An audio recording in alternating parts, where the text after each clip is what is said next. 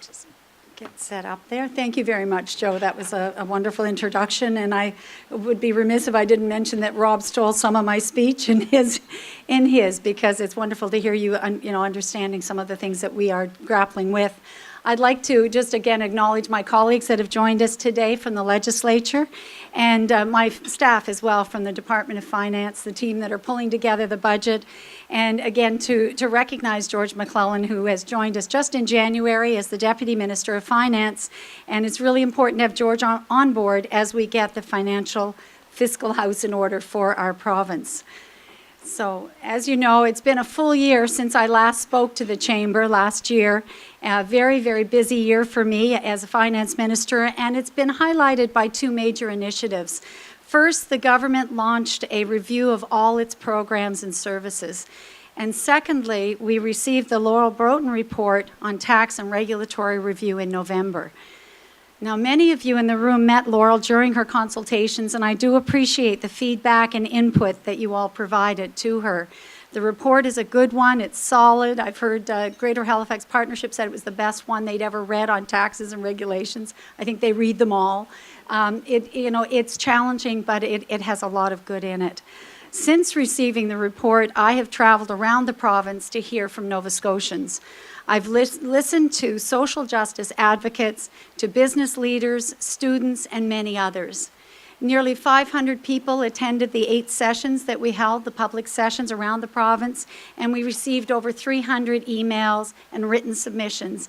And some of them were from CPAs that were pretty long and involved, some of them were shorter, but really thoughtful input. Our province's demographics have been a central part of all of my discussions. They are at the heart of really all of our economic challenges. The trends are clear about our aging population. You know them and so do I, but we have the out-migration of youth, the smaller workforce, particularly in the under 35 age group, and overall an aging population. Beginning in 2013, we actually have more people over the age of 65 than we have from 0 to 17. And that really has ramifications for everybody. In short, we actually have fewer working age people than we did 10 years ago. These ramifications are for government, but they're also for you in business. On the government side, many of our services and programs date from decades ago, when our demographics looked very different. For example, our tax system was set up at a very different time.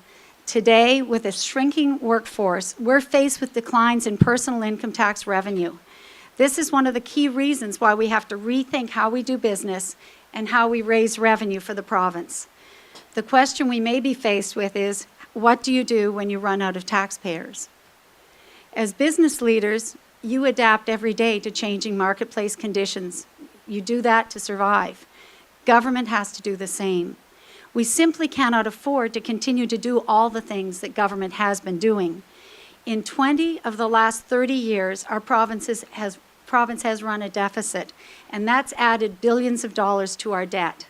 The status quo really isn't working for us. In response, the Premier set up a program review committee of cabinet ministers and MLAs that is looking closely at all government programs and services to ensure that every one of us is getting the best possible value for our tax dollars.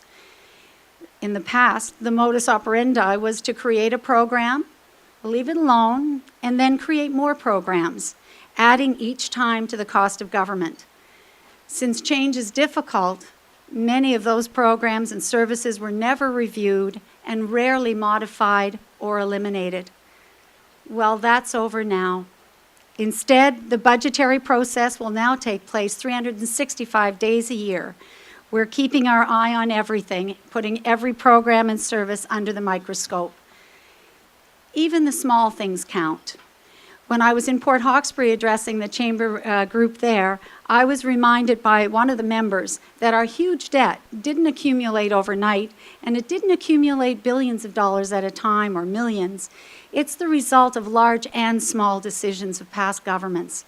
So every dollar does matter. That's how we got in this mess, and that's how we're going to get out of it. We want all of our programs to be effective, affordable, and best meet the needs of Nova Scotians. That is the way forward for us to have a financially sustainable future. As the Premier said very bluntly in his State of the Province address this year to the Chamber, this year's budget is going to be about what government will be doing differently. This is not just a one-year effort, because changing the way that government operates isn't easy and it takes time. But change is necessary. As one man said to me in the consultation session in Wolfville, we just can't tinker anymore. I was encouraged to hear that sentiment in many communities, in different words, but in many communities and from many people. Our government intends to make the necessary changes to put government on the right path. I'd like to tell you about 3 of them just now. On the regulatory front, Rob mentioned that yesterday's announcement, where the Premier was joined with Premier Gallant of New Brunswick to announce a new joint regulatory and service effectiveness office. The office will concentrate on reducing red tape, streamlining services, and harmonizing regulations. This effort will remove obstacles and increase regulatory predictability so businesses such as yours can be confident when making investments in our region, and not just in Nova Scotia, but in our region where we join together. The initiative builds on the recommendations of the reports of both the Ivany Commission and the Tax and Regulatory Review. We will be aggressively addressing regulatory reform. A second example is in healthcare. We're making changes that reduce administration and put the focus squarely where it should be, on patient care. Let's be honest. We are a province of under 1 million people. We cannot afford a fractured health system that is inefficient, unnecessarily complex, rigid, and costly. We also cannot afford to have patient care compromised or held hostage during contract negotiations. That's why we are amalgamating health authorities and have put in essential services legislation. Our patient-first approach will ensure consistent, high-quality health care across the province. And I'm very pleased to have the Health Minister here today because I know he's been working very hard on that. But as Finance Minister, from my perspective, I also have to say I especially appreciate that when you do that, you'll also cut down on duplication and inefficiencies and allow a better use of our tax dollars. We will actually get more for the money that we're paying. Thirdly, we continue to look at structural change where it makes sense in the long term. The speech from the throne earlier in the year directed government to explore partnership opportunities with the private sector where it would benefit Nova Scotia. As a result, Minister Furey's team at Service Nova Scotia is looking at how we could partner with the private sector in 3 registries: land, motor vehicles, and joint stock companies.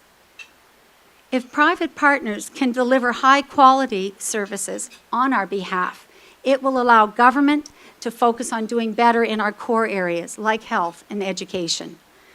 I think we owe it to Nova Scotians to have a look at the results in other provinces and to more fully explore those possibilities here in Nova Scotia. Oh, thank you.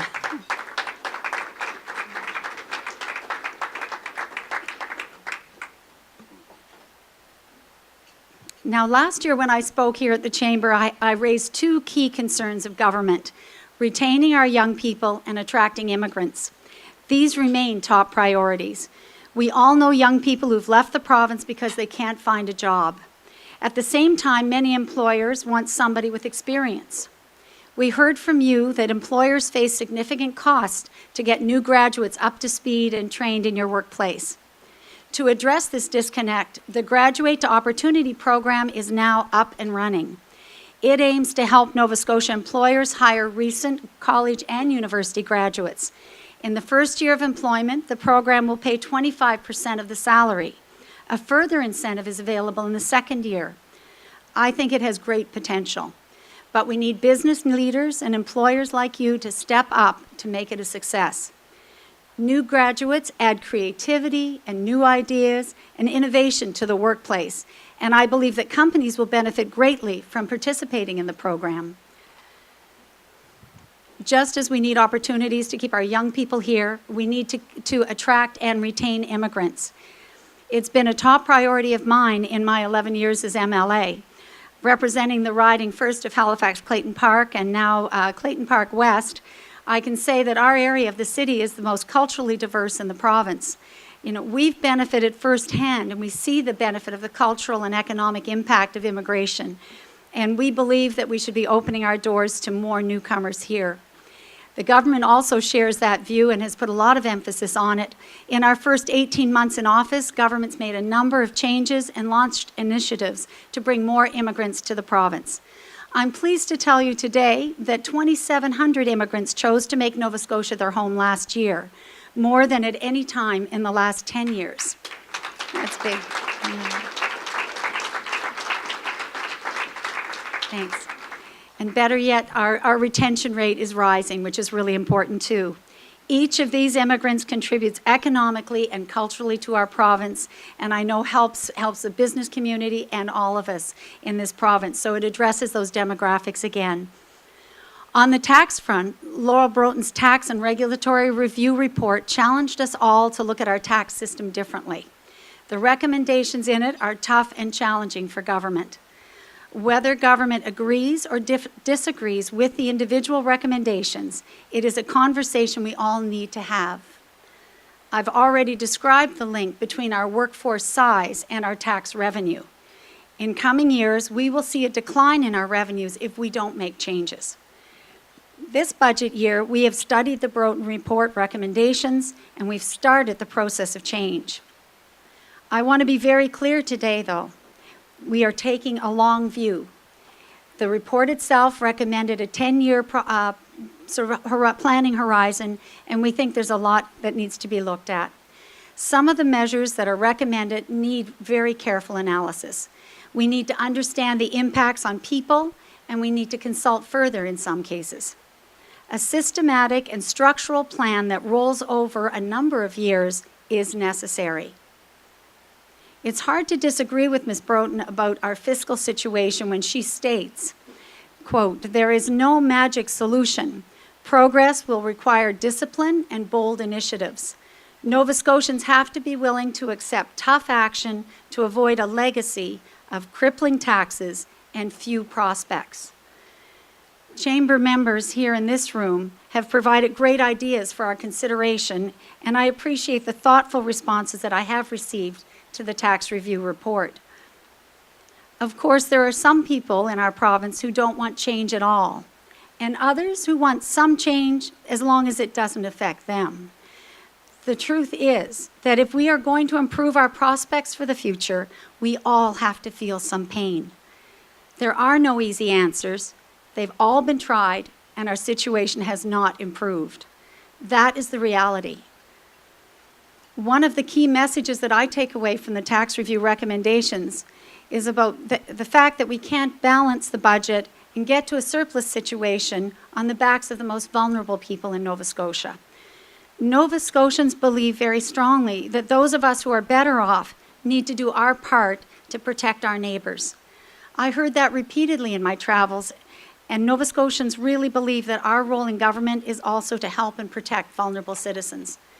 It's one of the province's strengths and a reason why I'm proud to be a Nova Scotian. It's why I'm committed, and so is the government, to looking very closely at every decision we make with that lens in mind. The very first step I took after receiving the report was to discuss the tax review recommendations with social justice groups and with advocates. We're doing a careful analysis of the recommendations to see how they affect low-income earners and others. Ms. Broughton's report recommended that government reform or eliminate many taxes. She also said many HST exemptions should be ended. Together, tax credits and HST exemptions cost government more than $350 million a year. Each credit has been adopted at different times and to meet different policy objectives or challenges. Early on, I heard loud and clear from my caucus colleagues and from Nova Scotians about one particular tax credit. That's the Volunteer Firefighters and Ground Search and Rescue Tax Credit. It's a small credit that recognizes and gives a little back to the people who provide such important services in our communities. The reason for keeping it were very compelling, and the tax credit is here to stay. I also heard concerns from Nova Scotians around taxing books. I listen to publishers, booksellers, writers, librarians, literacy advocates, and members of the public. I want to be clear today that we will not be taxing books in Nova Scotia.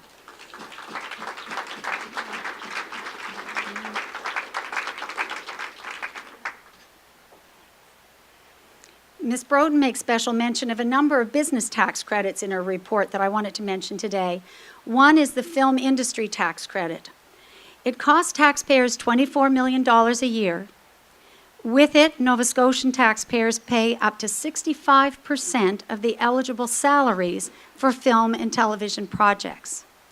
Now, by contrast, our payroll rebate programs for other industries are capped at 8 to 10% of eligible salaries. Surprisingly, within the rules, there is no requirement to film in Nova Scotia. It may be called a tax credit, but it isn't used to offset taxes that are owed. 99% of the money is being paid directly to companies that don't owe taxes in Nova Scotia. Another of the credits that Laurel Broughton mentioned is the equity tax credit. The report recommends that we focus the credit more strategically on high-growth sectors, such as information technology and clean technology. It also recommends doubling the investment amount to help companies raise capital, which is a constant and current theme that I hear a lot. Many of you have expressed support for this recommendation. I believe that all our tax credits and the exemptions have to be examined closely to ensure that they are effective and that within our current financial situation we can afford them.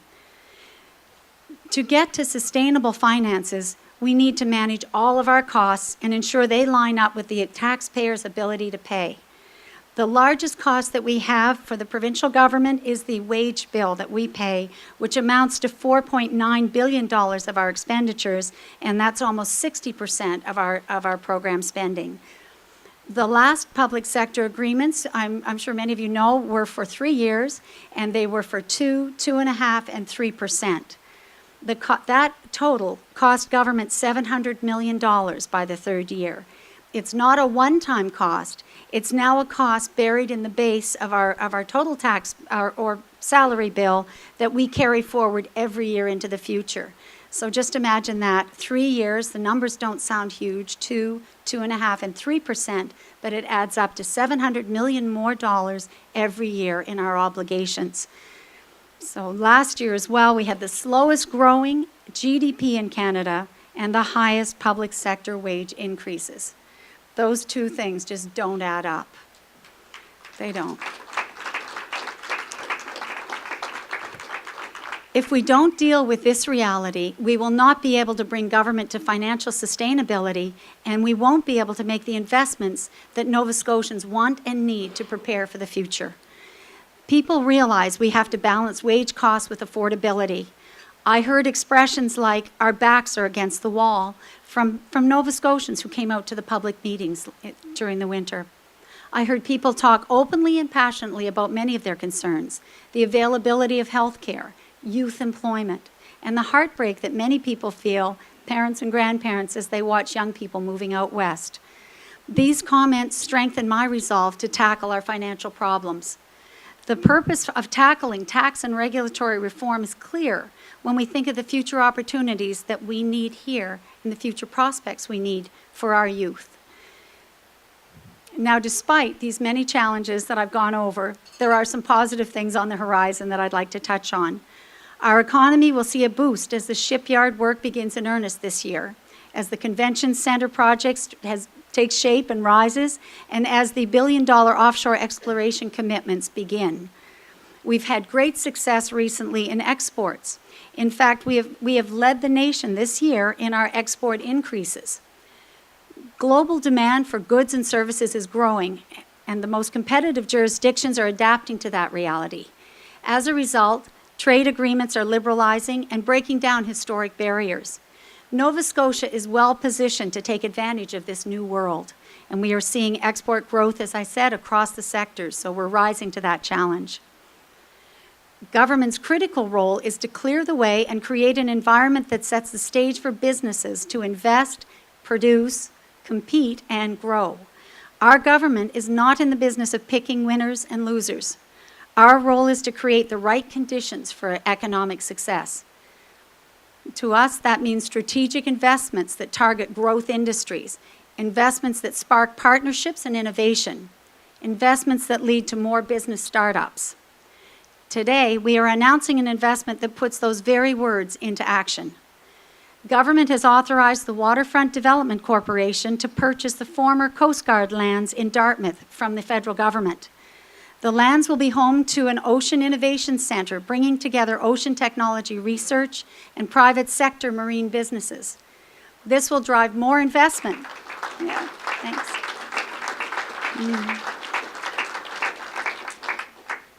This change will drive more investment, commercialization, exports, and growth. The cost for the land is $6.5 million. The opportunities lie within an annual global market for ocean-related goods and services valued at more than $3 trillion. And this move positions us well to be in that marketplace in a bigger way. Nova Scotia is home to the world's best ocean technology companies and ocean-related researchers. Putting these great minds and energy together will have far-reaching benefits for our province and our people. A second strategic decision that I'm pleased to share today is in the tourism industry. Effective April 1st, the Nova Scotia Tourism Agency will transform into a private sector-led Crown corporation. That's important. For those of you in the industry, you'll know that this actually responds to a long-standing desire from the industry. It positions us well to increase revenue and keep pace with the current trends and opportunities. This is an expression of our faith in the private sector. It will support this province in realizing the goal of doubling our tourism revenues from $2 to $4 billion in 10 years. And it will also be important to such an important industry. Tourism contributes at least $78 million to our provincial tax revenues every year, and it supports in excess of 24,000 full-time and seasonal jobs.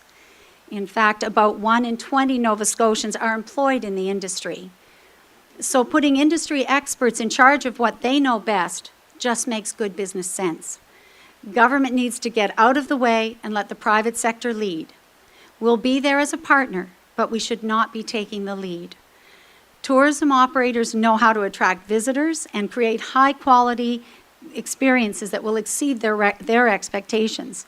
An industry can work with operators to focus marketing dollars where they know it will have the biggest impact. The time is right for this change. Provided our snow ever melts, the economists are predicting a very banner year for tourism, so as soon as we can accommodate them on our streets. We have both our low Canadian dollar and lower fuel prices in our favor this year. With a passionate and committed private sector board led by Ben Cowan-Dewar, who is with us here today at the finance table, we're happy to have you, the tourism sector is going to have the potential to be dramatically transformed. In conclusion, I'd like to thank you for your continued support, feedback, and ideas. We've worked hard this year to maintain fiscal discipline. As we close out the fiscal year 2014-15, I am feeling optimistic. Our revenues continue to rise and improve. Prior year adjustments have actually come in our favor this time to the positive, and spending is down. Going forward, the upcoming budget will outline first steps in our response to the tax review report and give a clear picture of our efforts to control spending. You will see structural change and a real plan for fostering business growth in Nova Scotia. I'll have more details on April 9th when I table the budget in the legislature. Government is doing its part to right the ship. We need you to partner with us. I hope all of you will help us drive change wherever and whenever you see the opportunity. Together, we can achieve a future that's full of promise and prosperity for our province. Thank you very much.